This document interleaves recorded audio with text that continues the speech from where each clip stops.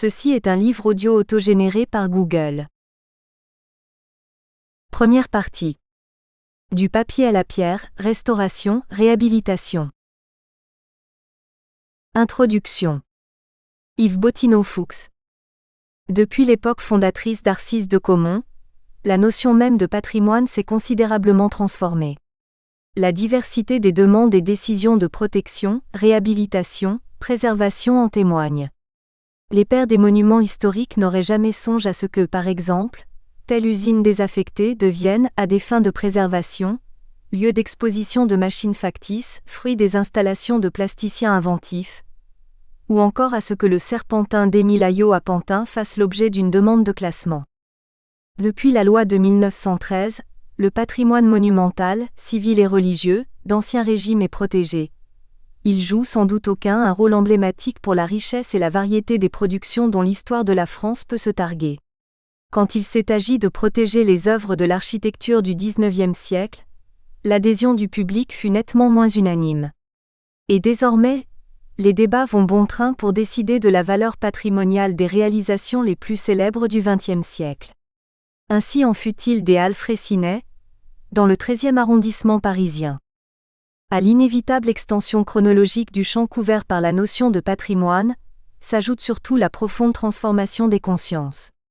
On peut schématiquement dire que là où les fondateurs avaient en vue l'élastique notion de qualité architecturale, la recherche historique et archéologique a ouvert de toute autre perspective.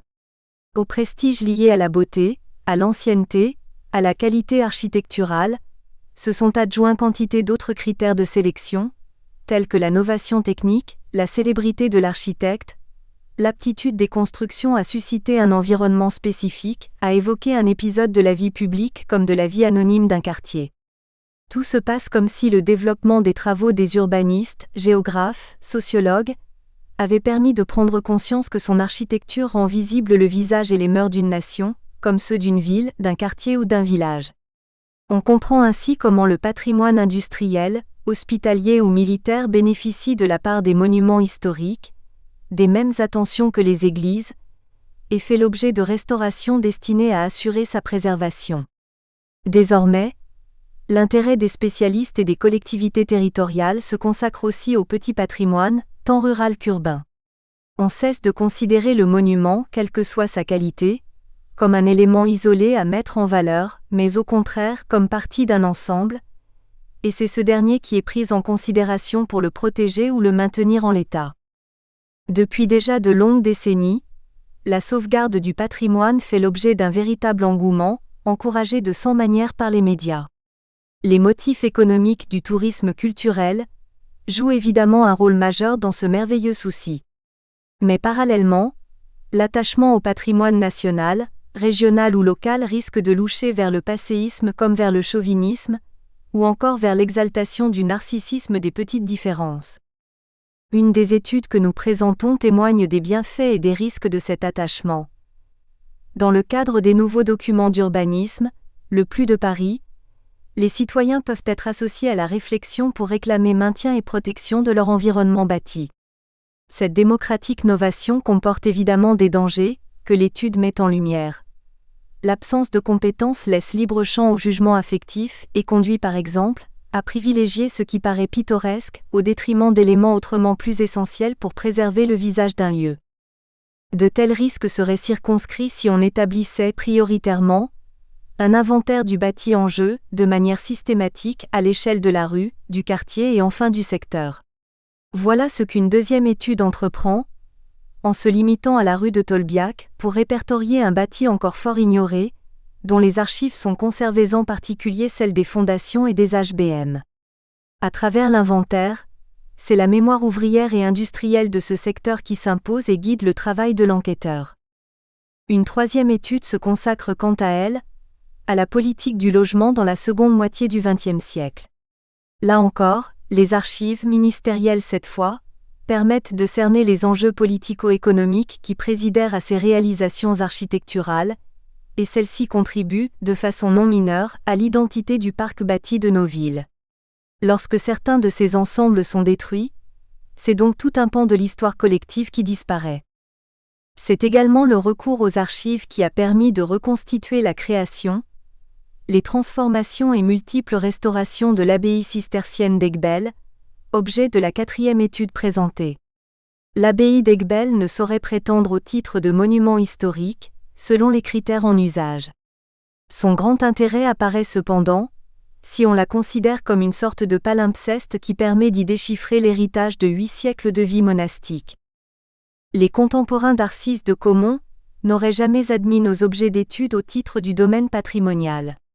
C'est de façon récente qu'on reconnaît que l'héritage des biens transmis de nos pères peut se dispenser d'être ou majestueux, ou exemplaire représentant d'une période stylistique.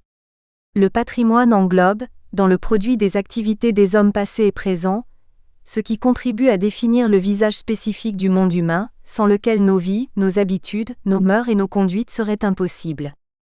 De même que l'histoire a depuis longtemps cessé de considérer que seuls comptaient les grands de ce monde et les grands épisodes et bouleversements, de même, la notion de patrimoine architectural a cessé d'être bornée aux grands édifices, chantant à la fois le grand art et le prestige de notre histoire politique. Les études que nous présentons veulent témoigner de l'extension et de l'approfondissement de la conscience. La valorisation du patrimoine n'entre pas plus en conflit avec la création contemporaine qu'elle ne s'enlise dans un passéisme décidé à tout protéger comme autant de reliques à idolâtrer. Chapitre 1. Un palimpseste bâti, l'abbaye Notre-Dame d'Aiguebelle. Yves Bottineau-Fuchs. L'abbaye cistercienne d'Aiguebelle, fille de l'abbaye de Morimont, n'a guère retenu à ce jour l'attention des historiens de l'art et des archéologues. Fondée en 1137, elle a subi diverses reconstructions et de nombreuses restaurations, pour s'adapter aux besoins de la communauté, l'abbaye ayant été occupée quasiment sans interruption depuis sa fondation. Cette adaptation aux besoins est jugée par trop préjudiciable à la valeur historique de l'ensemble, dont on souligne le caractère composite et inauthentique. Une telle appréciation n'est pas contestable, mais ne justifie pas forcément le désintérêt affiché des spécialistes. L'étude de l'ensemble des bâtiments, du territoire de l'abbaye, de ses granges et de son système hydraulique, témoigne toujours des exigences propres au monde cistercien. D'autre part, point totalement négligé, il n'est pas sans intérêt de relever qu'en dépit des vicissitudes de l'histoire, les reconstructions et restaurations se sont toujours faites dans le style roman. Nous abordons là un domaine lié à la symbolique religieuse qui dépasse le seul ensemble monastique d'Aiguebelle, pour s'inscrire dans l'histoire de l'Église en France. Document 1.1 Plan de l'abbatiale, École d'architecture Paris-Val-de-Seine. L'abbaye d'Aiguebelle se présente aujourd'hui sous la forme d'un ensemble de bâtiments groupés autour du cloître, selon les principes propres à l'architecture cistercienne. Dans son organisation générale, dans la distribution des masses, Aiguebelle n'a pas connu de modifications profondes et continue d'abriter une communauté de moines. Elle répond toujours à des exigences indifférentes aux modes. L'église, construite sur le point le plus haut du terrain selon la tradition, est normalement orientée est-ouest.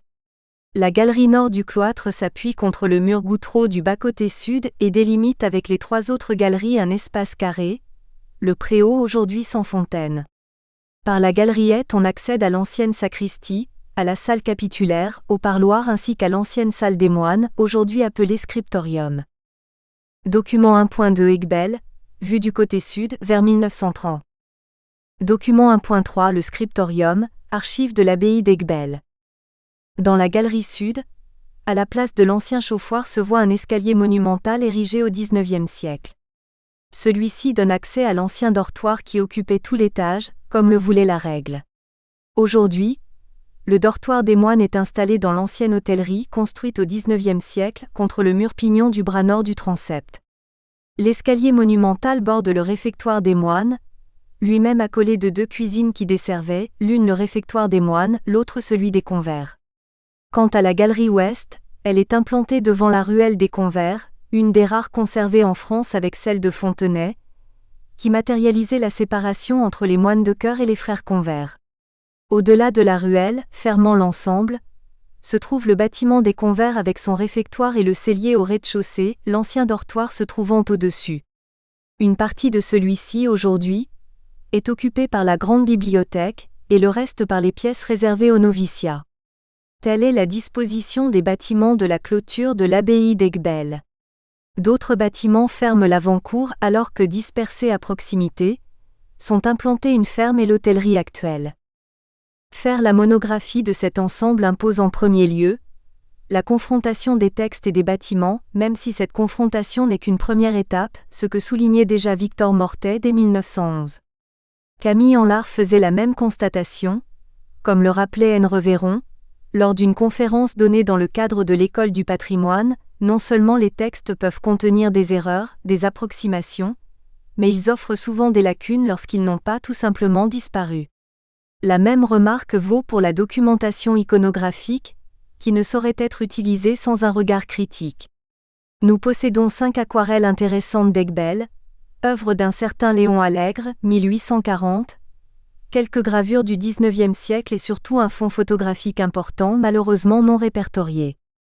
Quelques plans du Tricastin, une carte schématique d'Aiguebelle et de ses alentours, datée des environs de 1480, et des plans de cadastre complètent cette documentation fort restreinte. Les archives ne sont guère plus riches. Si les chartes d'Aiguebelle ont permis d'établir plusieurs cartes du territoire de l'abbaye aux différentes époques de son existence, limite que matérialisent encore quelques bornes, elles sont quasiment muettes en ce qui concerne l'état des bâtiments jusqu'au milieu du XVIe siècle. Le premier abbé qui semble avoir témoigné d'un réel intérêt pour son abbaye est Jacques-Louis-Auguste Thomassin de Peigné, 1769 à 1790. C'est lui qui exigea, dans les transformations qu'il souhaitait apporter, un local convenable pour garder les archives. C'est encore lui qui, avec l'accord des 3 ou 4 religieux constituant alors la communauté, nomma des experts chargés de lever le plan de l'abbaye et de dresser le devis des propriétés. Un notaire de Grignan, Mr. Jean Pournier, fut chargé de dresser l'inventaire des titres. Il consigna le tout en plusieurs cahiers, dont il ne subsiste malheureusement que le dernier, sans le plan. En septembre 1790, les commissaires de la commune de Réauville réclamèrent les titres qui étaient conservés dans le Chartrier, une chambre donnant sur le balcon et terrasse.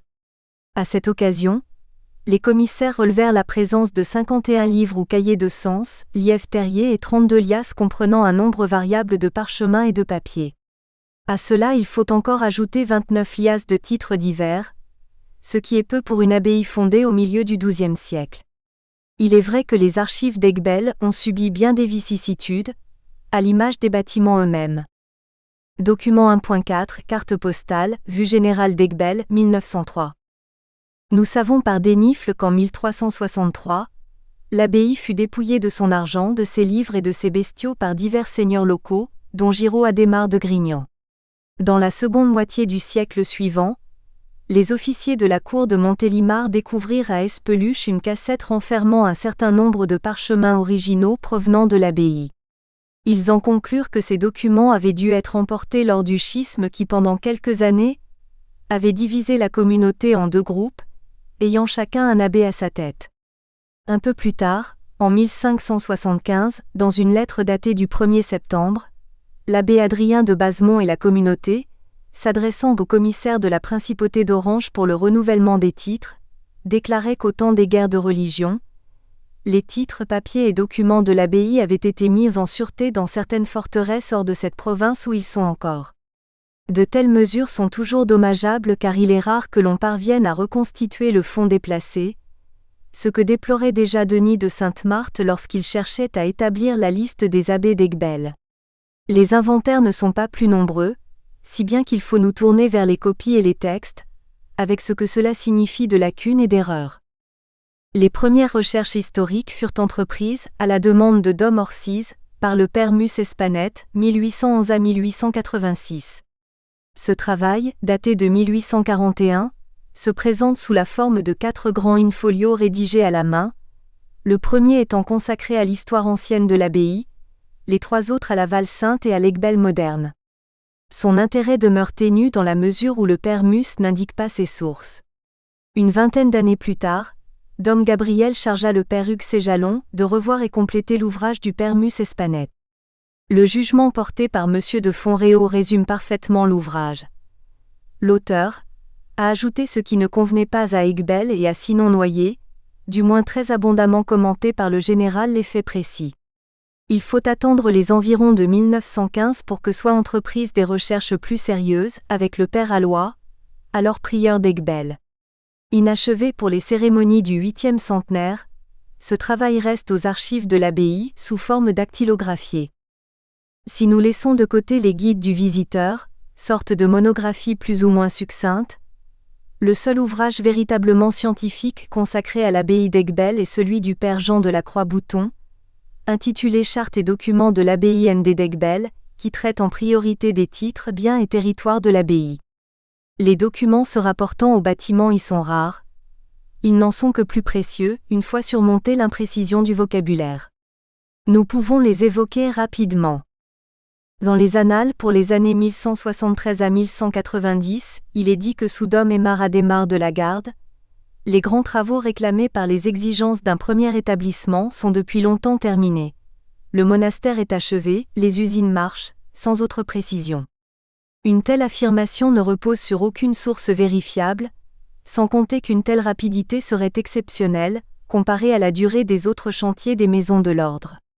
C'est ensuite le silence jusqu'aux années 1543 à 1548, période durant laquelle un violent tremblement de terre est signalé. Il aurait détruit 4 voûtes sur 7 et les 2 dernières travées de la nef, si bien que le baron des Adrets, lors de son raid en 1562, n'aurait guère eu de difficulté à saccager l'abbatiale. La région connaît effectivement une activité sismique importante, y compris à cette période, comme l'attestent certaines ruptures visibles, en particulier au chevet de l'abbatiale.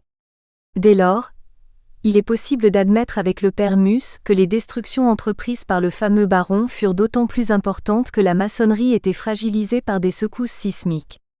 Pourtant, en 1584, seules de petites réparations sont entreprises, alors que 4 ans plus tard, si l'on en croit l'auteur des annales, Dom Adrien de Basemont fit reconstruire les cloîtres depuis les cours jusqu'à la porte de l'église. Les arcades y étaient, dit le manuscrit du père Serre, et restaient de bonnes murailles à la chambre dite d'Espeluche. Mais il n'y avait ni voûte ni toiture. L'adjudication des travaux fut faite le 1er janvier 1588. On recouvrit la toiture. Le mur antérieur de l'église fut relevé, le dortoir partagé en plusieurs chambres séparées à l'usage de l'abbé, du prieur et des religieux et l'année suivante, ces derniers purent enfin rentrer dans leur paisible demeure. Nous apprenons ainsi qu'une nouvelle façade est réalisée pour fermer la nef raccourcie de 2 travées.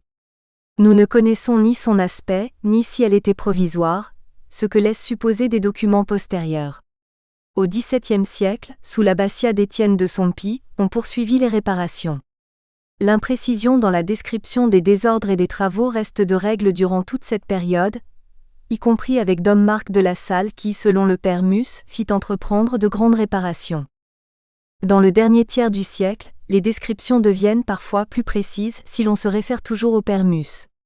Ainsi, en 1670, le prieur Dom Claude Dubois demandait que les réparations soient effectuées, ce qui avait été fait n'était que provisoire. On reconstruit la façade de l'église en pierre de taille et on ajouta aux chapelles latérales les coupoles et rotondes, qu'on y voit encore. On restaura la belle colonnade du cloître. On remonta la façade du midi entre l'ancien dortoir des convers et le réfectoire, des religieux et les bâtiments que l'on construisit dans cette partie jusqu'au-dessus de la cuisine sont destinés aux grangers qui depuis les habitèrent pour l'exploitation du domaine. On leur livra encore l'ancien chapitre des convers qu'on divisa par des murs, de manière que la laiterie actuelle leur servait de cuisine. L'information concernant la mise en place des coupoles et rotondes est importante car elle vient conforter l'analyse de l'appareil de l'abside et des absidioles, qui sont visiblement postérieures. La rupture des lits, mais aussi de la corniche du mur goutreau droit de l'absidiole la plus au nord, plaide en faveur d'un chevet plat dont on n'a aucune trace et dont on ne peut chercher à vérifier l'existence par des fouilles. C'est la première fois que le rapprochement entre les textes et la lecture archéologique permet d'asseoir une hypothèse crédible en ce qui concerne le chevet d'origine. Les visites régulières conservées ne sont pas d'un plus grand secours, surtout attentives aux détails de la vie courante des moines, comme en 1677, elles ne portent intérêt aux bâtiments que dans la mesure où leur mauvais état pourrait gêner la vie de la communauté, comme en 1678. La description s'améliore lorsque l'on accède au rapport des visites de réparation.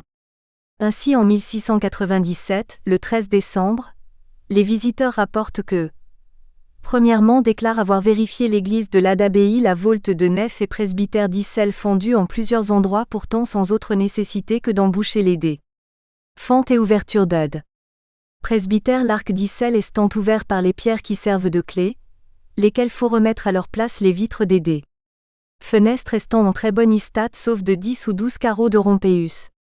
Du côté gauche du presbytère, il y manque un carrier de voûte paraissant y avoir resté autrefois.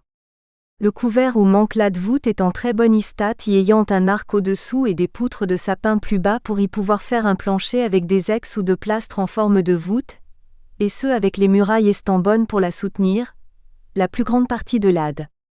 Église est sans pavé depuis la petite porte jusqu'au mestre-autel et aux deux austels accostés et presque tout bien pavé de briques, et la plus grande partie est près des deux autels LED.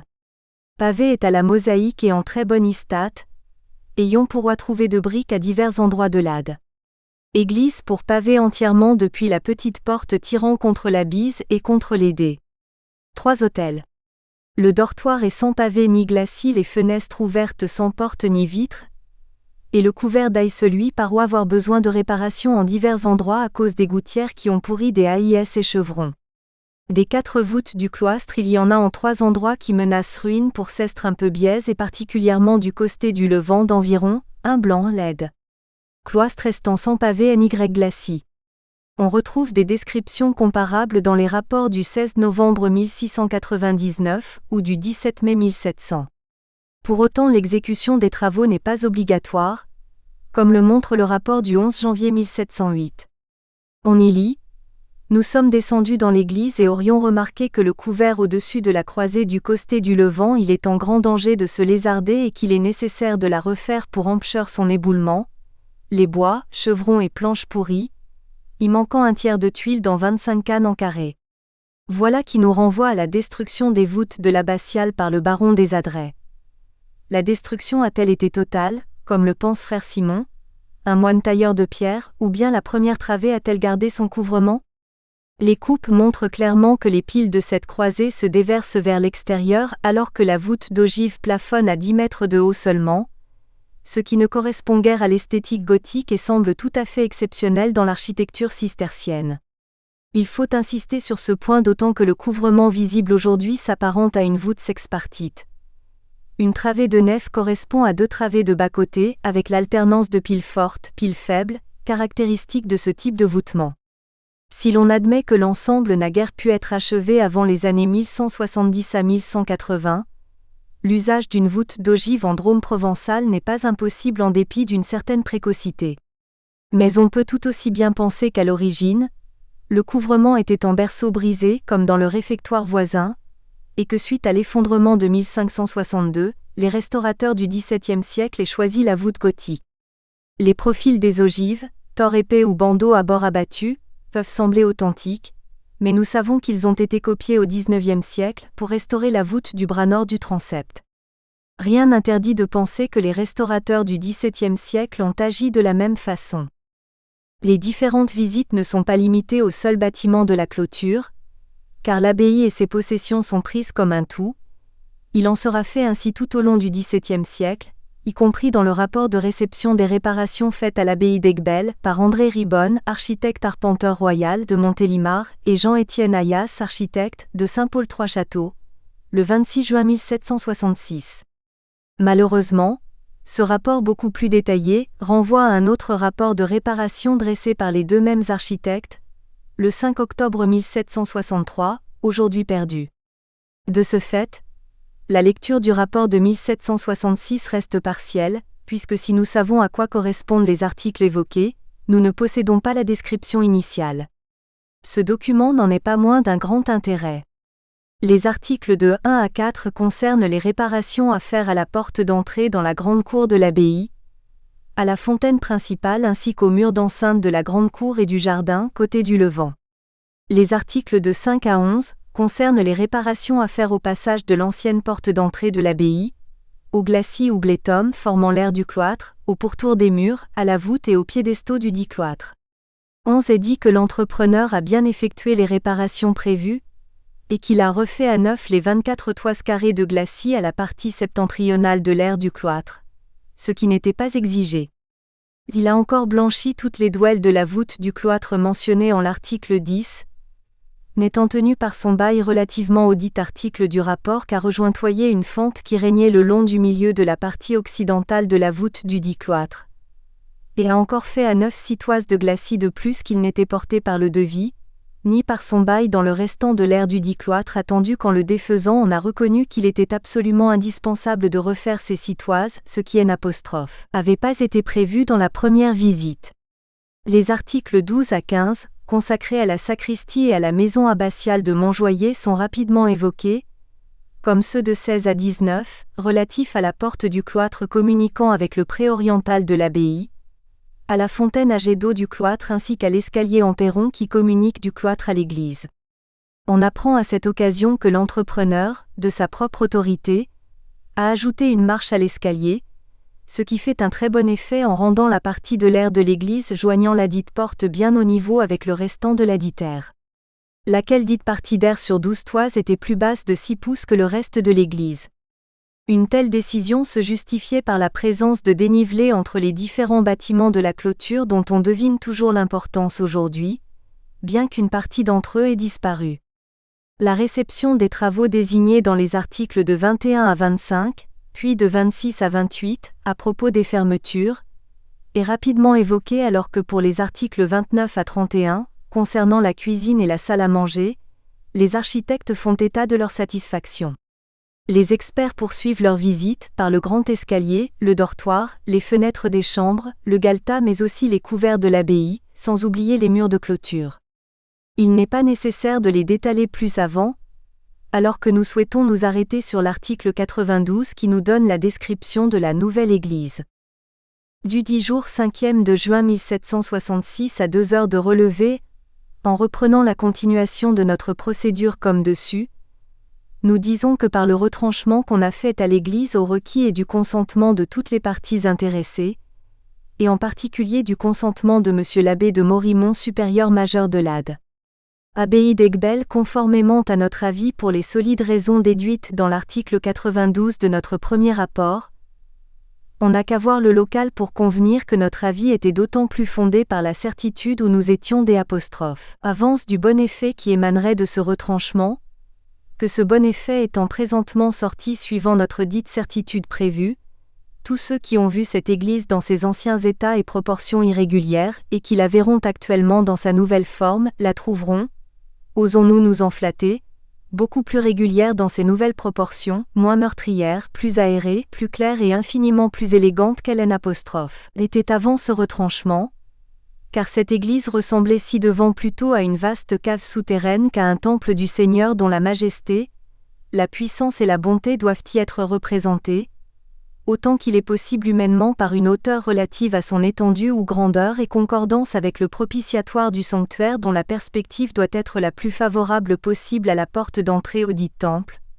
Autrement, les attributs divins qui sont tous égaux étant tous également infinis y seront mal représentés. Or, la hauteur de cette église dans son précédent état étant beaucoup moindre eu égard à son étendue ou grandeur surtout en longueur, la majesté du Seigneur qui l'habitait était représentée moindre que sa puissance d'une part, et d'autre part le sacré tabernacle dans lequel le Seigneur réside d'une manière particulière et où il veut être représenté d'un facile accès à tout le monde, et surtout aux timides pécheurs, y était représenté ci-devant d'un long et difficile accès par la trop grande longueur de cette église et égard à son peu hauteur. Donc la dite église manquait essentiellement dans ses 3 principales proportions pour représenter convenablement les attributs divins, sans parler de ses autres grands défauts mentionnés dans le SUSD.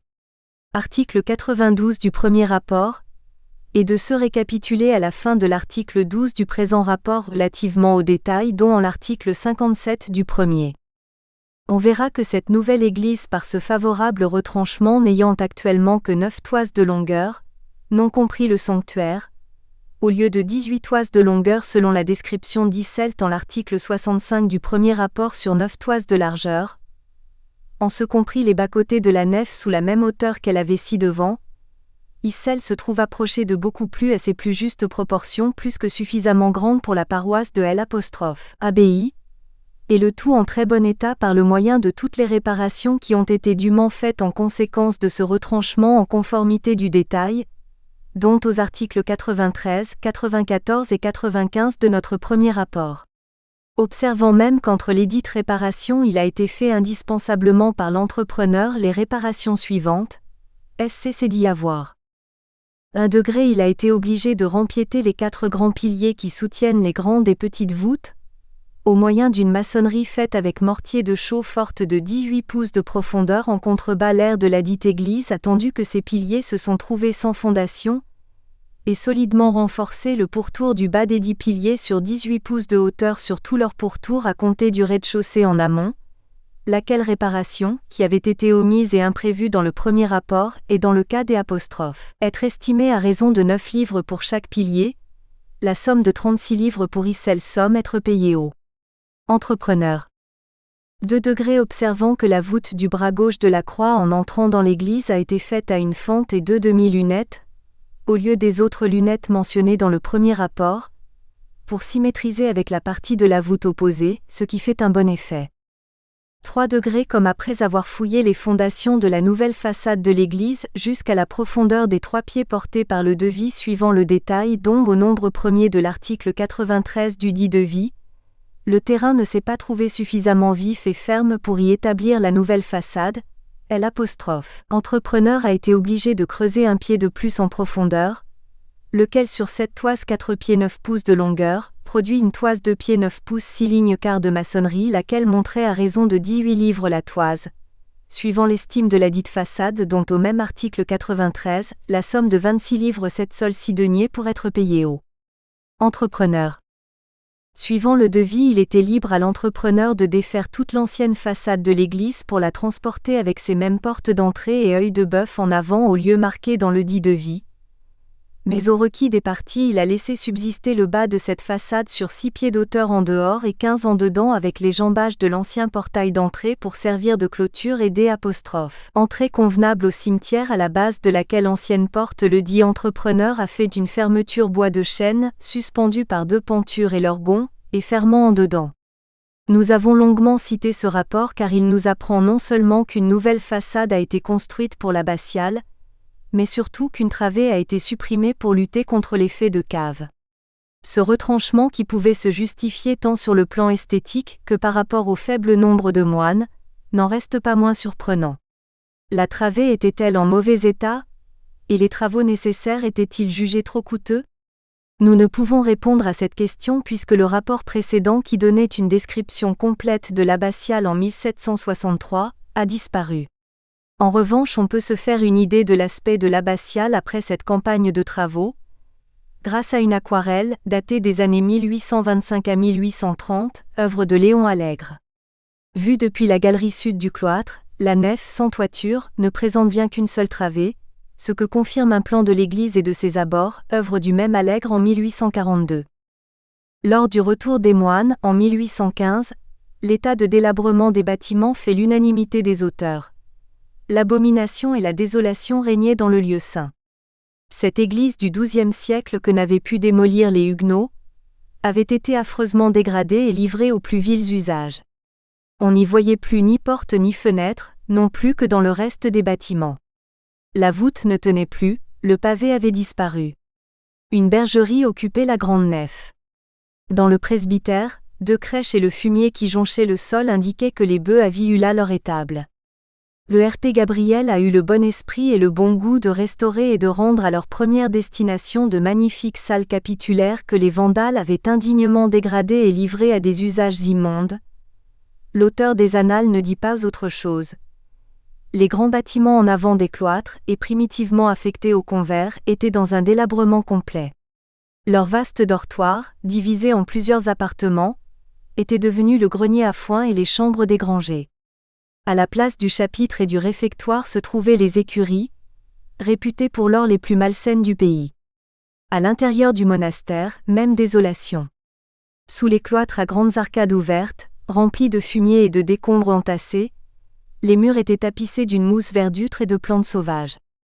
Le préau n'offrait plus que des monceaux de pierre et des tronçons de colonnes autour d'un bassin, où l'on voyait les restes d'un jet d'eau. La pluie, qui ruisselait sans obstacle à travers les voûtes dégradées, entretenait dans toute la maison une humidité qui se fit sentir longtemps encore. Le réfectoire, partagé dans sa hauteur par un mauvais plancher et coupé dans sa longueur par des murs en pierre sèche, était encombré de vieux bois, de paille, d'instruments aratoires en mauvais état et de débris d'attelage. 2 pièces seules étaient à peu près intactes.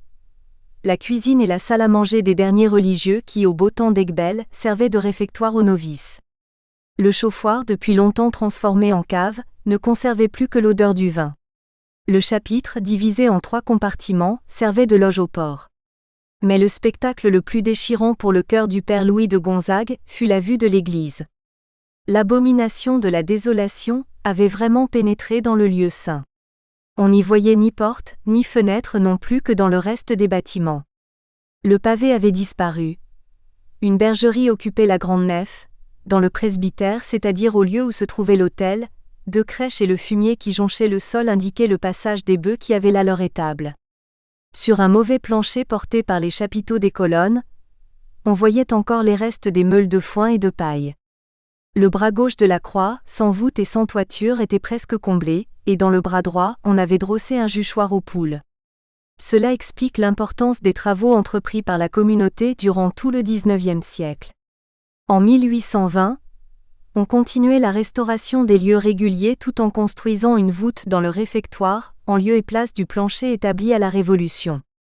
Il faudra attendre 1879 pour que le réfectoire retrouve enfin son aspect d'origine. La communauté devenant plus nombreuse, il fallut entreprendre à partir de 1834 des constructions assez importantes. Le chapitre ancien, paraissant incommode, petit et malsain, fut converti en parloir pour la distribution du travail et en dépenses pour les comestibles. La même année, on construit une grande salle capitulaire entre le réfectoire et l'aile des bâtiments de l'Est.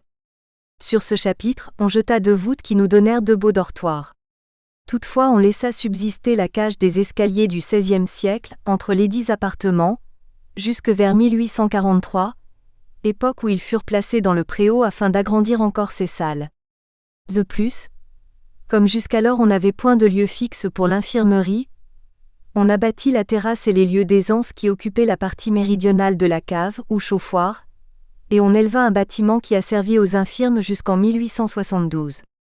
Quant à l'église, après des travaux d'urgence, on y aménagea 2 tribunes pour les familiers et les hôtes et l'on plaça dans le transept 2 ou 3 autels en bois contre le dossier des stalles du chœur. La communauté augmentant toujours, les convers trouvaient difficilement une place. Le bon ordre réclamait depuis longtemps un remède à cet état de choses. C'était le vœu de tous. Aussi Dom Gabriel, à peine élu, se mit en mesure de reprendre la partie désaffectée par le transfert du mur de façade sur ses anciennes assises. Cependant, les travaux de restauration de l'église avaient été poursuivis sans relâche de mars à novembre 1855. Pendant ce temps, on célébra les offices dans la salle capitulaire devenue la bibliothèque. La pierre de bâtisse pour murailles et contreforts avait été extraite des carrières de Chamaret, tandis que la rocaille et le tuf qui servirent aux voûtes furent recueillis dans notre propriété. Des ouvriers avaient déjà préparé les moellons, ce qui explique que l'ouvrage fut vite achevé. Ainsi, la construction d'une nouvelle façade, la 3e, redonnait à l'abbatiale ses dimensions d'origine. La consécration eut lieu le 24 septembre 1856 alors que les travaux n'étaient pas achevés. Il fallut attendre 1859 pour voir la restauration en pierre de tuf de la voûte du bras nord du transept et 1864 pour l'érection d'un clocher monumental en pierre de Chamaret sur les plans d'un frère convers, frère Richard. Quant à l'abside, peinte en bleu depuis 1739, elle reçut la figure du Christ accompagnée d'anges avec à droite Saint Jean-Baptiste et Saint Bernard et à gauche Sainte Madeleine et Saint Benoît. Ces figures furent reprises, en s'inspirant un peu des vieilles mosaïques byzantines, en 1887 pour constituer un ensemble, d'un très heureux effet, exécuté avec un goût parfait et sans altérer le caractère sévère de l'édifice. Les archives de l'abbaye conservent un texte du frère Simon qui résume les différentes campagnes de travaux des XIXe et XXe siècles. Il peut ici nous servir de guide car il évoque pour chacun des lieux de la clôture, les restaurations ou les transformations avec une précision nouvelle, celle du maçon tailleur de pierre qu'il fut. Après restauration et embellissement de l'église, Le plus pressé était de donner à nos bons frères convers une salle convenable pour la lecture, pour les réunions capitulaires et pour les conférences qui jusque-là s'étaient tenues sous le cloître, au grand préjudice du calme et du silence. La partie inférieure des bâtiments des convers de l'ancienne Aiguebelle qui, au XIIe siècle, servait de réfectoire, fut restaurée et consacrée à ce nouvel usage. Les premiers froids de l'hiver suivant, 1859, trouvèrent les religieuses installées dans l'ancien chauffoir. Depuis plusieurs siècles il avait servi de cellier. Père Hugues situe en effet le calfactorium dans la grande salle de l'Est, parallèle à celle des convers. Elle est aussi en contrebas, ayant à peu près les mêmes dimensions, divisée en deux par une rangée de 4 piliers supportant des voûtes d'arêtes.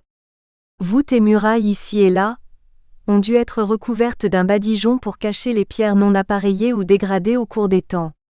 2 immenses cheminées à large manteau la décorent.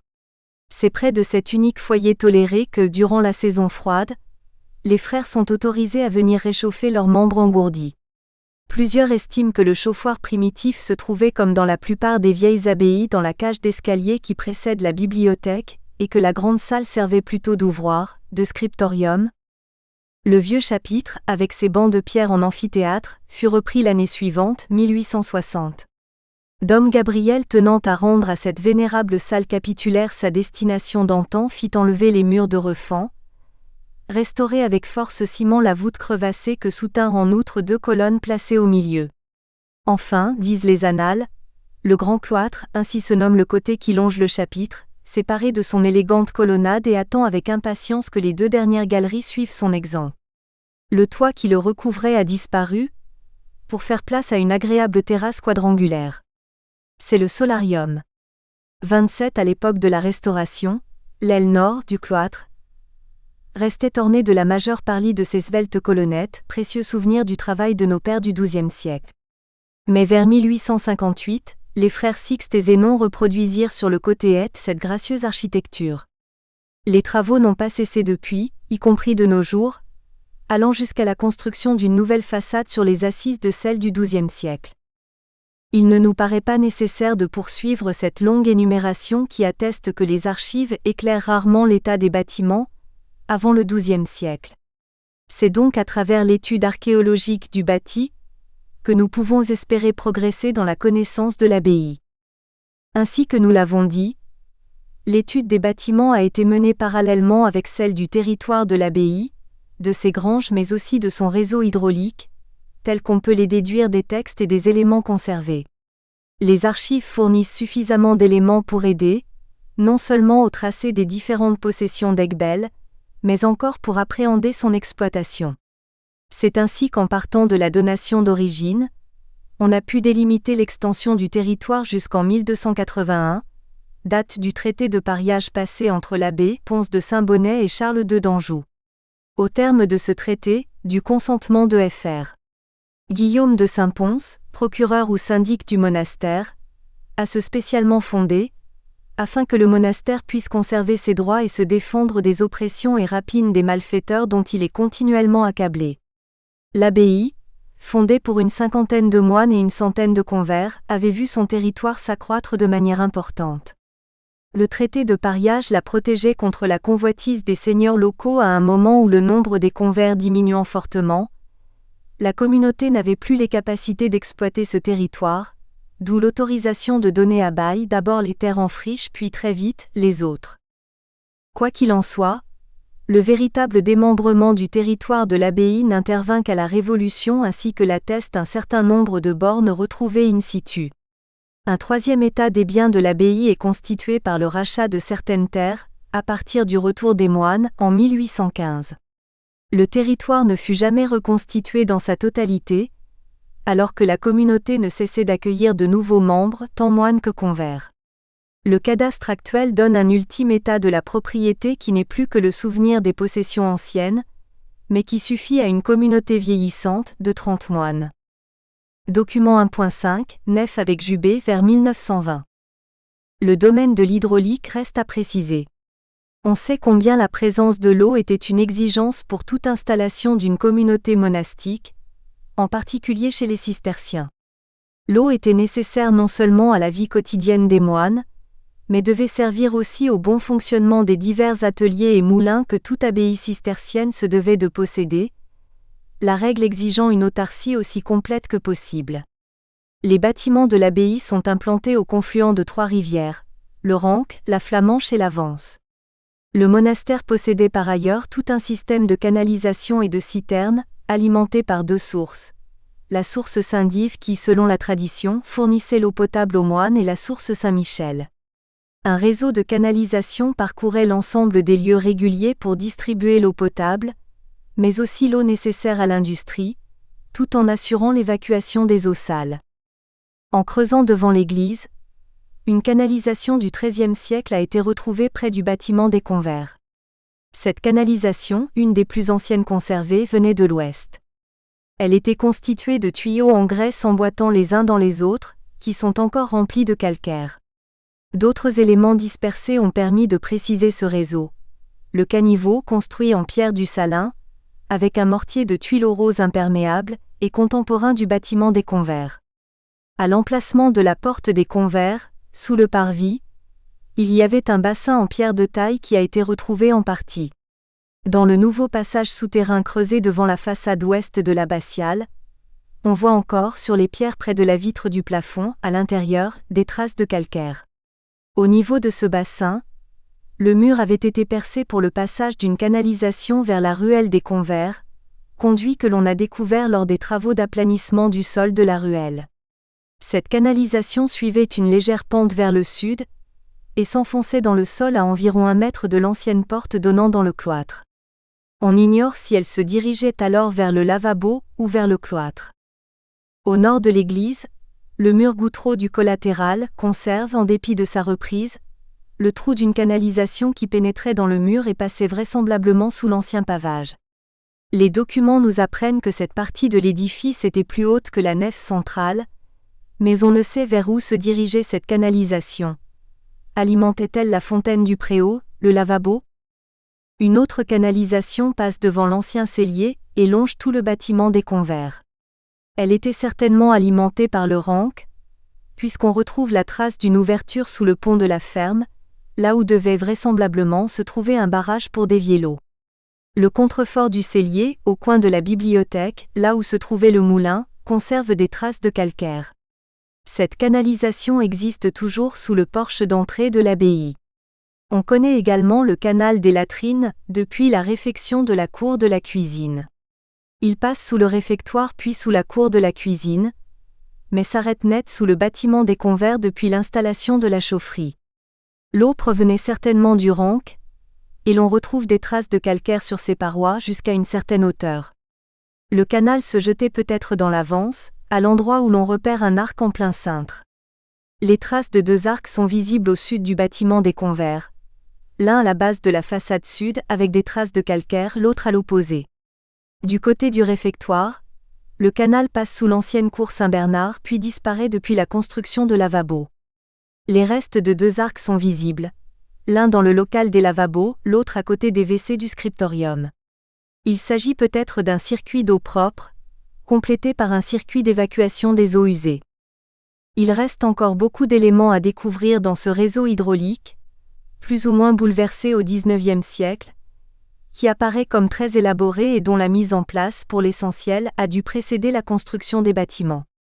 Il faudrait pouvoir mener des fouilles pour pouvoir dresser la véritable cartographie de ce réseau, mais cela n'est guère possible compte tenu de la présence de la communauté, sauf lorsque celle-ci entreprend des travaux.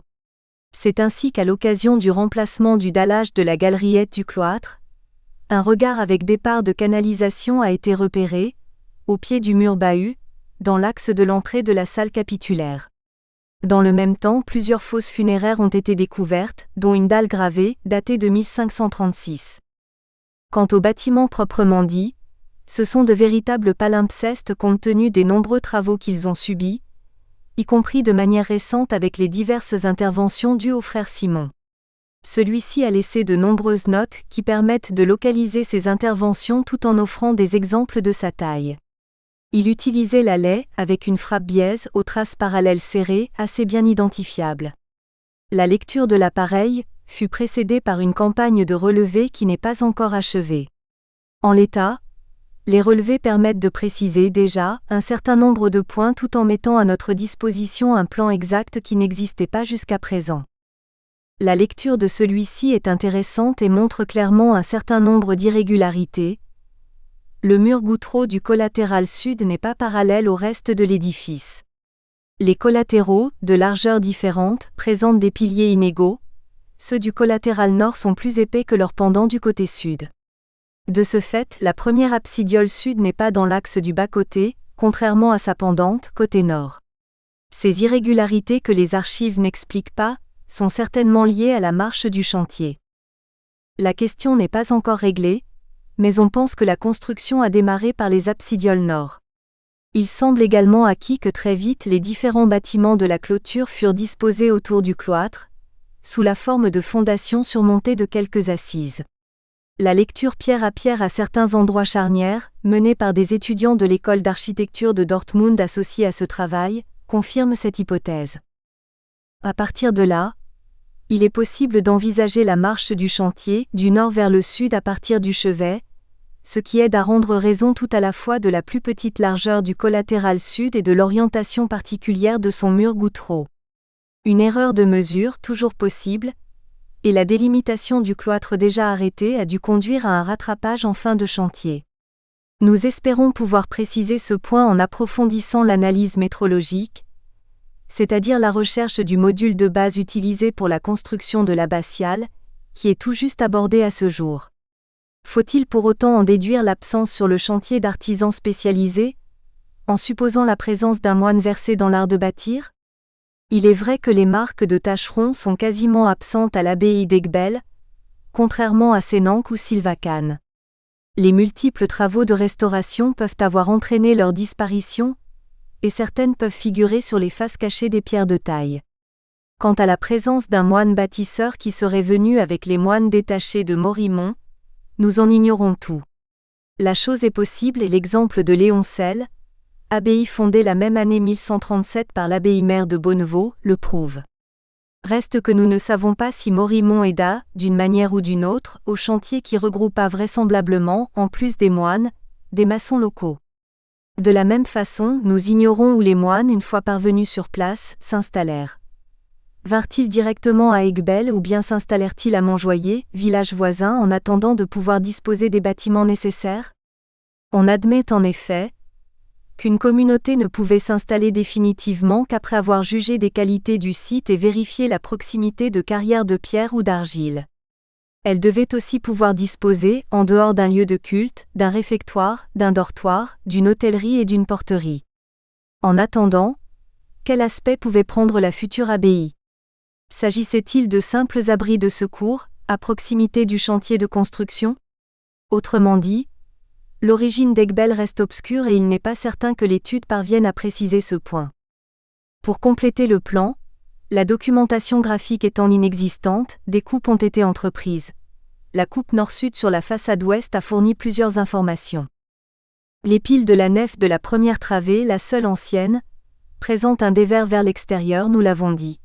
Les doubleaux du bas-côté nord, pratiquement en plein cintre, sont très déformés alors que ceux du bas-côté sud, tracés en arc brisé, le sont beaucoup moins. La coupe montre aujourd'hui que le sol de l'abbatiale est plan, avec une légère pente vers l'ouest, ce qui n'était pas le cas à l'origine. Nous savons que la nef était plus basse que le bras nord du transept, sans que nous puissions mesurer cette différence. Les reprises successives du sol font que le niveau intérieur a été remonté, sur une hauteur inconnue, ce qui se voit clairement avec la disparition des bases des piles et piliers.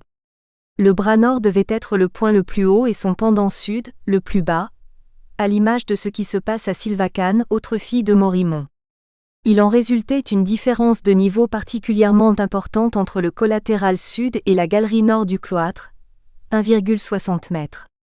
Le dénivelé est encore accentué par le fait que le mur gouttereau sud a été repris en sous-œuvre lors du creusement de la galerie du cloître pour permettre l'échappement de la voûte. Le phénomène n'est pas limité à la seule abbatiale comme le montre la présence des marches qui donnent accès aussi bien au scriptorium, au réfectoire des moines qu'à celui des convers.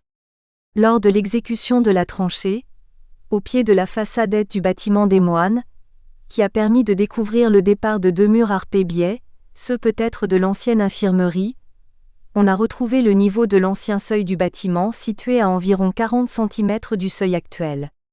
Les différences de niveau, trop importantes, ne purent être supprimées partout si bien qu'à l'origine elles devaient être présentes aussi bien dans l'église que dans le cloître, comme à Sylvacane ou au Toronnet. D'autres coupes sont à faire, car elles permettront de lire de manière privilégiée les transformations apportées au cours des siècles. C'est ainsi que la coupe est-ouest sur les bâtiments conventuels montre que la voûte du dortoir supplémentaire, réalisée en 1834, prend directement appui sur le rein de la voûte du réfectoire, ce que l'on ne saurait déduire des archives. Il faudra ensuite réaliser les élévations, tant intérieures qu'extérieures, pour posséder enfin une documentation graphique complète, voire document 1.9, 1.10 et 1.11 du cahier central couleur. Document 1.6 Coupe de l'abbatiale, École d'architecture Paris Val-de-Seine.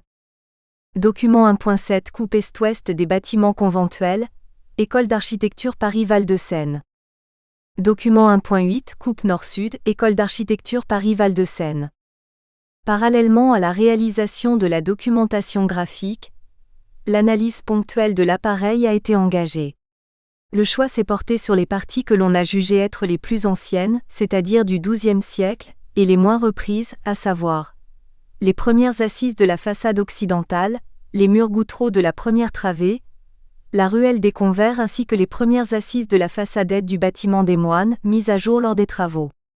Le chevet, bien que très modifié, fut également retenu pour approfondir la recherche de son développement d'origine. En revanche, il n'était pas possible de retenir les différentes stratifications des enduits ni les traces des échafaudages, soigneusement rebouchés, compte tenu des nombreuses campagnes de travaux. Toutefois, toutes les traces pouvant éclairer notre recherche furent relevées, en particulier sur la façade ouest du bâtiment des Moines où se lisent divers percements qui rendent possible une restitution convaincante de la façade d'avant le XVIIe siècle. La même façade conserve par ailleurs la trace du passage du baron des Adrets, en l'occurrence celle de l'incendie allumé par sa troupe, parfaitement visible sur le parement. La lecture de l'appareil, menée 2 années durant par des étudiantes françaises, vient en complément de celle engagée par des étudiants allemands. Elle s'inspire de la méthode développée par Desprigent en particulier à Fontevraud. Dans le cadre de cette étude préliminaire, les structures étudiées ont permis de mesurer 4 variables caractéristiques. La longueur de chaque pierre, la hauteur, l'épaisseur du joint de lit prise à mi-hauteur de chaque pierre et enfin, l'épaisseur du joint montant prise dans la mesure du possible à mi-hauteur de chaque assise. L'épaisseur des blocs n'a pas été retenue compte tenu des rares possibilités offertes de mener à bien les mesures. La mesure des hauteurs et des longueurs, prise au millimètre, a mis en évidence une très bonne reproductibilité des blocs, les imperfections ayant peu d'influence sur la distribution. En revanche, la prise de mesure des épaisseurs des joints s'est heurtée à diverses difficultés. Érosion des parements extérieurs entraînant la dégradation du mortier, bûchage des maçonneries conduisant parfois à un élargissement des joints, par ailleurs souvent irréguliers, surtout pour les échantillons de faible taille. Enfin, dans le cas de joints couvrants, les mesures deviennent impossibles, à moins de dégager préalablement le mortier. 5000 pierres ont été mesurées. Après traitement statistique, 4 types d'appareils furent établis pour l'instant. Pour le premier, longueur et hauteur inégales, layage grossier et irrégulier sans orientation déterminée, joint assez fin. Par différence, là où des modules et une certaine rationalisation de taille se font jour, un deuxième type fut constitué. C'est ensuite l'orientation unique de la finition qui a défini le troisième type, même si les caractéristiques du second demeuraient, avec toutefois des joints plus épais et des modules bien plus nets pour la hauteur des assises. Enfin, un dernier type d'appareil clairement à part des autres fut relevé. Modules très nets pour les longueurs, layage et joints très fins nous permettent de le dater du XVIIe siècle. On comprend que ce genre de minutieuse attention doit être prolongé, y compris pour ce qui concerne les restaurations des XIXe et XXe siècles. Les difficultés évoquées pour mener à bien notre étude témoignent assez de la complexité de l'ensemble monastique d'Aiguebelle, et pourtant nous n'avons tourné que quelques pages de ce palimpseste bâti. L'abbaye d'Aiguebelle n'est pas un haut lieu touristique. Bien qu'elle soit visitée, elle se caractérise plutôt comme lieu de retraite. Heureusement invisible au regard des amateurs de parcours culturels sur mesure, L'abbaye, toute rafistolée et couturée soit-elle, suscite l'intérêt des spécialistes et aussi celui des débutants. En témoigne la passion avec laquelle les étudiants des séminaires successifs, depuis 4 ans, s'adonnent à un labeur intense, particulièrement lors des séjours qu'ils effectuent 3 fois par an à l'abbaye. Les quelques pages qui précèdent suffisent à mettre en évidence 2 grands axes d'intérêt. L'un centré bien sûr sur l'histoire religieuse des cisterciens, c'est de ce point de vue que les confrontations avec Mazan, Sylvacane, Sénanque, Léoncel, Bénisson-Dieu, Bonnevaux, sont menées. Mais encore l'immense labeur accompli à Aiguebelle par le frère Simon. La foi et le courage tenant lieu. Nous espérons que vous avez apprécié cet aperçu. Pour continuer à écouter ce livre audio sur Google Play Livres, utilisez le lien dans la description de la vidéo.